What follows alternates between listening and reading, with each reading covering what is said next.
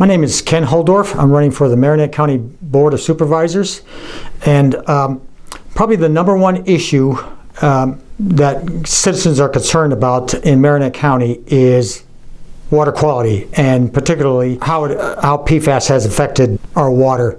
And the main source of our PFAS contamination comes from firefighting foam. And the source of that firefighting foam is largely from the Johnson Controls Tyco training facility, where they manufacture the foam for firefighting purposes. The problem is that PFAS is not only in firefighting foam, and that's our primary concern.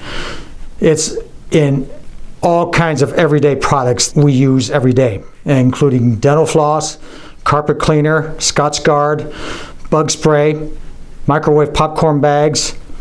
Teflon cookware is a very common source. What we as citizens are advocating for is the detrimental effects that PFAS that comes along with PFAS compounds. To eliminate the use of PFAS compounds in all these products. PFAS has been known to affect the autoimmune system. Certain types of cancer can be attributed to PFAS, and in Marinette County there have been a number of cases of thyroid cancer that have been presented by citizens at past DNR listening sessions that were provided in that area. It also has a detrimental effect on animals as well too. There are a total of 31 hotspots of PFAS contamination within the state of Wisconsin. The CLEAR Act, which was introduced by Senator Dave Hansen, which was a comprehensive approach to addressing families of PFAS compounds.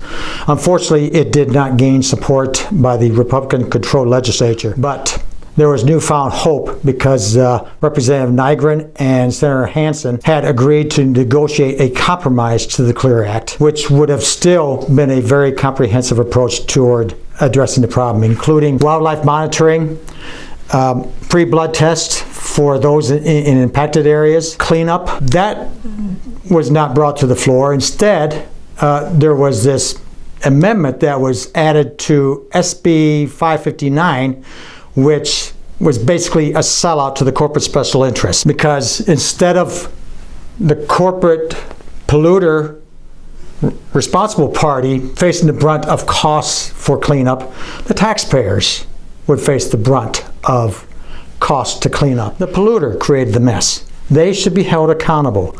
And unfortunately, the bill that was passed out of the Assembly did not address that problem. The Republican amendment to this PFAS legislation sells out the citizens of Wisconsin to the corporate special interests. Now that the Senate is going to be taking up the bill that came out of the Assembly, to contact your state senators to urge them to make amendments to make the bill stronger and demand stronger legislation that can be delivered to Governor Evers' desk, and support Senator Hansen and others that may make amendments to the bill to make it stronger.